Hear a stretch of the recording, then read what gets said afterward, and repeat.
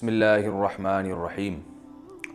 سمیہ حشمت گلشن معمار کراچی سے پوچھتی ہیں کہ اگر جادو کرنے والے کا انتقال ہو جائے، اس کی موت واقع ہو جائے، تو کیا اس جادو کا اثر ختم ہو جاتا ہے خود بخود؟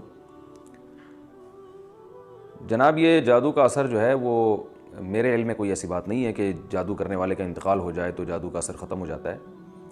میرے علم میں ایسی کوئی بات نہیں ہے۔ وجہ اس کی ہے کہ جادو میں جنات سے بعض دفعہ کام لیا جاتا ہے، ان کو کوئی غلط کام ایسا کیا جاتا ہے، کوئی بہت ہی ناپسندیدہ مکروہ عمل جس سے وہ جنات خوش ہوتے ہیں، پھر ان کو ایک میسج دیا جاتا ہے، تو جنات وہ جب راستہ دیکھ لیتے ہیں اور وہ تنگ کرنا شروع کر دیتے ہیں، تو جس نے پھر یہ پروسیس کیا تھا وہ زندہ رہے یا نہ رہے، اس سے کوئی فرق میری معلومات کی حد تک کوئی فرق نہیں پڑتا، لہذا اس جادو کے علاج کی کوشش بہرحال کرنی چاہیے۔ لیکن اس میں اتنی بات ضرور ہے کہ آج کل جادو کے نام پہ بہت کچھ بیوقوف بھی بنایا جا رہا ہے۔ عامل لوگوں کے پاس آپ جائیں تو وہ لازمی یہی کہیں گے کہ یہ جادو ہی ہے، تو لوگ ایک وہم میں پڑھ کے ساری زندگی اپنی ان چکروں میں برباد کر دیتے ہیں۔ تو عاملوں کے پاس اس سلسلے میں نہیں جانا چاہیے۔ ہاں، کوئی بھی روحانی علاج ہو، آیت الکرسی ہو، سورہ فلق ہو، سورہ ناس ہو، یا کوئی آدمی ایسا ہو جو فراڈی نہ ہو، کوئی یعنی دو نمبری نہ کرتا ہو، سادہ طریقے سے علاج کرتا ہو، یہ جو آج کل موکل اور ہمزاد اور فلاں فلاں اصطلاحات استعمال کر کے اور زیادہ پیچیدگیوں میں ڈال دیتے ہیں مریض کو، تو اس سے بات بننے کے بجائے اور زیادہ بگڑ جاتی ہے۔ تو اس میں بہت احتیاط کی ضرورت ہے۔ بہتر یہی ہے کہ سورہ فاتحہ، سورہ فلق، سورہ ناس وغیرہ پڑھ کے بس دم کیا جائے، یا پانی پہ یہ صورتوں کا دم کر کے اس کی چھینٹیں بھی مریض کو ماری جائیں تو فائدہ ہوتا ہے۔ میرے اس بارے میں یوٹیوب پہ بیانات موجود ہیں، جادو کا علاج، روحانی علاج والوں کا علاج، یہ بھی سن لیجیے گا۔ مندر میں ٹائلز لگانے کا حکم۔ ارباز پٹیل انڈیا سے پوچھتے ہیں کہ میرا ٹائلز لگانے کا کام ہے، کیا مندر میں ٹائلز لگا سکتے ہیں یا نہیں؟ جناب، کوئی بھی ایسا کام کرنا جس کا براہ راست گناہ سے تعلق نہ ہو تو وہ جائز ہے، تو مندر میں ٹائلز لگا بھی سکتے ہیں، کیونکہ مندر میں ٹائل لگانے سے جو ہے یہ براہ راست کوئی بت نہیں بنا رہے آپ، کسی بھی مکان میں ٹائل لگائی جا سکتی ہیں۔ پھر اس مکان کو کوئی اگر گناہ میں استعمال کرتا ہے تو یہ اس کا اپنا ہیڈیک ہے۔ جیسے آپ کوئی گھر بناتے ہیں اور اس گھر کو پھر کوئی ناچ گانے کے طور پہ استعمال کرنا شروع کر دے یا اس میں تہجد پڑھے، تو یہ اس کا ہیڈیک ہے، تو آپ کو انشاءاللہ گناہ نہیں ہوگا، لیکن پھر بھی اوائڈ کریں، اجتناب کریں تو یہ زیادہ بہتر ہے۔ تبلیغ میں ایک نماز کا ثواب 49 کروڑ۔ ثاقب عمران کرک سے پوچھتے ہیں، تبلیغ والے حضرات جو یہ کہتے ہیں کہ اللہ کے راستے میں ایک نماز پڑھنے پر 49 کروڑ نمازوں کا ثواب ملتا ہے، یہ بات کس حد تک درست ہے؟ اس بارے میں کوئی بھی صحیح روایت موجود نہیں ہے، اور بہت بڑے بڑے علماء اس پر تنبیہ کر چکے ہیں کہ اس روایت کو بیان کرنے میں احتیاط کرنی چاہیے، اس کو نہیں بیان کرنا چاہیے۔ عمرہ افضل یا 4 مہینے؟ اگر کوئی عمرہ کرنے کا موقع آ رہا ہو اور ساتھ میں 4 مہینے لگانے کا بھی موقع ہو تو اس صورت میں عمرے پر جانا افضل ہوگا یا 4 مہینے پر جانا؟ طیب ممتاز کراچی سے۔ دیکھیے، ہر شخص کے لحاظ سے فضیلت مختلف ہو جاتی ہے۔ نارملی تو عمرے کی فضیلت ہے کیونکہ عبادت مقصودہ ہے، اسلام کا ایک حکم ہے، استحبابی حکم ہی کیوں نہ ہو، کوئی واجب نہیں ہے، لیکن بہرحال اسلام نے ایک ترغیب دی ہے، بیت اللہ کی زیارت کی جائے حج کے ذریعے، عمرے کے ذریعے۔ لیکن بعض لوگوں کے لیے 4 مہینے لگانا افضل ہوتا ہے، اس لیے کہ ان میں کچھ ایسے گناہ ہوتے ہیں کہ 4 مہینے جب وہ لگائیں گے، بار بار زبان سے یہ تذکرہ کریں گے کہ یہ دین ہمارے اندر آ جائے، سارے انسانوں کے اندر آ جائے، اور خود بھی لوگوں کی فکر کریں گے، تو ایک اس پروسیس سے جب انسان گزرتا ہے تو اس کی زندگی کے سارے گناہ چھوٹنے کا بہت زیادہ امید ہوتی ہے کہ گناہ اس کے چھوٹ جائیں گے، اور گناہوں سے بچنا آپ کو پتہ ہے کہ فرض ہے، عمرہ کرنا فرض نہیں ہے۔ تو ایسے آدمی کے لیے جس کی تربیت موقوف ہو 4 مہینے لگانے پر، اس کے لیے تو 4 مہینے لگانا افضل ہے، بلکہ بعض لوگوں کے لیے تو واجب بھی ہو جائے گا، جن کو جو ماحول سے یعنی ماحول کی وجہ سے گناہوں کی طرف جا چکے ہیں، اور ان کے لیے اب ماحول کو چینج کرنا ضروری ہے۔ بعض لوگ ایسے ہوتے ہیں کہ جب تک وہ ماحول ایک کنٹینیو ایک طویل عرصے تک چینج نہیں کرتے، دینداروں میں نہیں رہتے، وہ گناہ ان سے چھوٹتا ہی نہیں ہے۔ تو کوئی ایسا شخص ہو کہ جس کو غالب گمان ہو کہ میں 4 مہینے لگاؤں گا تو میرے گناہ چھوٹ جائیں گے، تو ایسے شخص پر تو 4 مہینے لگانا واجب ہے، کیونکہ گناہ سے بچنا ضروری ہے، تو وہ طریقہ جو گناہ سے روکنے والا ہو وہ بھی بہرحال ضروری ہے۔ لیکن اگر ایک نارملی ایک شخص ہے جس کے گناہوں سے بچتا ہے، شریعت پہ 100% چلتا ہے، تو پھر اس کے لیے دونوں راستے ہیں کہ 4 مہینے کی فضیلت یہ ہے کہ اس میں ٹائم زیادہ ہوگا، امت مسلمہ کی اصلاح ہوگی، اس حوالے سے وہ زیادہ فضیلت والا عمل ہے، لیکن عمرہ اس حوالے سے زیادہ فضیلت والا عمل ہے کہ یہ عبادت مقصودہ ہے، تو اس میں کسی یعنی ہر لحاظ سے کسی ایک عبادت کو ترجیح دینا یہ ممکن نہیں ہے۔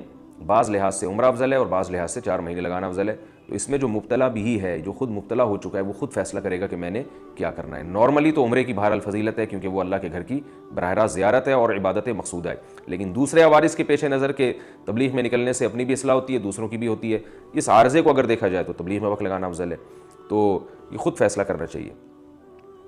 حرام کھانے سے کتنے دن عبادت قبول نہیں ہوتی؟ محمد صادق صاحب انڈیا سے پوچھتے ہیں ایک درہم کتنا ہوتا ہے؟ کیا ایک درہم حرام کھانے سے 40 دن کی نماز قبول نہیں ہوتی؟ جی ہاں جی، روایت میں موجود ہے حدیث میں کہ جو شخص حرام کھاتا ہے اللہ تعالیٰ اس کی نماز قبول نہیں کرتے۔ لیکن نماز قبول کرنے کا مطلب یہ نہیں ہے کہ اب نماز پڑھنا ہی چھوڑ دیں آپ، بلکہ مطلب یہ ہے کہ نماز میں جو برکتیں اور خیریں ہیں اور جو اعلیٰ درجے کی قبولیت ہے، پورا ثواب ہے، وہ مرتب نہیں ہوتا۔ تو اگر نماز چھوڑ دیں گے، اللہ نہ کرے حرام کھا لیا کسی نے اور یہ کہہ کے نماز چھوڑ دی کہ اب تو 40 دن نماز ہی قبول نہیں ہوگی، تو ڈبل گناہ ہو جائے گا، نماز چھوڑنے کا بھی اور حرام کھانے کا بھی۔ تو نماز پڑھنا بہرحال فرض ہے، چاہے حلال کھایا ہو یا حرام کھایا ہو، لیکن حرام کھانے سے نماز کی برکت ختم ہو جاتی ہے۔ حضور صلی اللہ علیہ وسلم کی محبت کیا ہے؟ مجیب صاحب انڈیا سے پوچھتے ہیں حضور صلی اللہ علیہ وسلم سے محبت کرنے کا مطلب کیا ہے؟ کیا صرف دلی جذبات کو ہی محبت کہتے ہیں یا ہر ایک عمل کی پیروی کا نام محبت ہے؟ قل ان کنتم تحبون اللہ فاتبعونی یحببکم اللہ، اللہ تعالیٰ کا ارشاد ہے سورہ آل عمران میں کہ اے نبی آپ ان سے کہہ دیجئے کہ اگر تم اللہ سے محبت کرتے ہو تو میری اتباع کرو، مجھے فالو کرو۔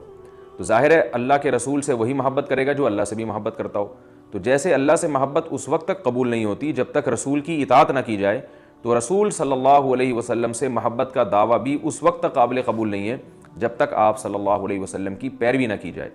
شاعر نے بڑی پیاری بات کہی ہے، شرط ایماں مصطفیٰ سے والہانہ پیار ہے، پیار لیکن پیروی ہے، پیروی دشوار ہے۔ یعنی ایمان کی جو شرط ہے نا وہ مصطفیٰ صلی اللہ علیہ وسلم سے والہانہ پیار، یہ جب تک نہیں ہوگا تو ایمان قبول نہیں ہے۔ لیکن پیار نام کیا ہے، اس کی ڈیفینیشن کیا ہے؟